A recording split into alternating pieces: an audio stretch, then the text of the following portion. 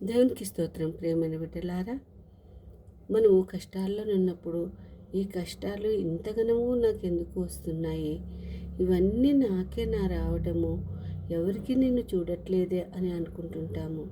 కానీ నా ప్రియులారా, అవన్నీ నీకు కష్టాలు కావు. అవన్నిట్లో నుండి నీ యొక్క విశ్వాసమును దేవుడు పరీక్షిస్తున్నాడని నువ్వు నమ్మాలి. ఏ విధంగానైతే యోబుకు కష్టాలన్నీ వచ్చినాయి, అయినను అందులో తన యొక్క విశ్వాసమును ఏ విధంగా ప్రకటించుకున్నాడు, ఆ విధంగా మనం ప్రకటించుకోవాలి.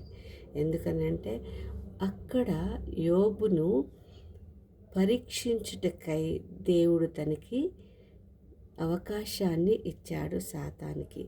అయితే ఒక మాట దేవుడు చెప్పాడు, ఏమని?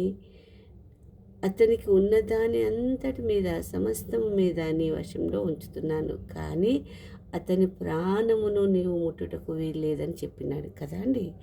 అంటే మన ప్రాణమునకు ఎప్పుడు కూడా హాని కలగజేయడు మన తండ్రి. అదే కాకుండా ఇంకొక మాట చెప్పాడు, ఏమని? నీకు కష్టం వచ్చినను అక్కడ నీకు త్రోవనే లేదు అని అనిపించినప్పుడు నువ్వు భయపడాల్సిన అవసరం లేదు. నీ దేవునిపై నీవు నమ్మకం ఉంచుము. ఎందుకంటే ఎక్కడైతే నీకు అవకాశం లేదో అక్కడ ఏదో ఒక దారి దేవుడు ఉంచి ఉన్నాడు. నేను తప్పక మిమ్మలను రక్షిస్తానని సెలవిచ్చిన దేవుడు మనకు తోడై ఉన్నాడు. ఆ విధంగానే దేవుడు మనల్ని రక్షిస్తాడు.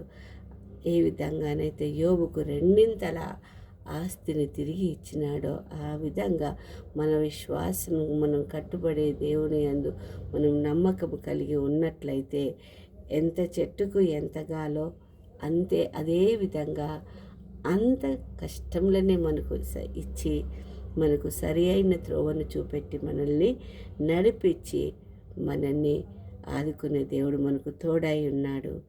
ఆ విధంగా దేవుడు మనకి ఎల్లప్పుడూ తోడై ఉండి మనల్ని ముందుకు నడిపించును గాక. ఈ కొద్ది వాక్యమును దేవుడు దీవించును గాక. ఆమేన్, ఆమేన్, ఆమేన్.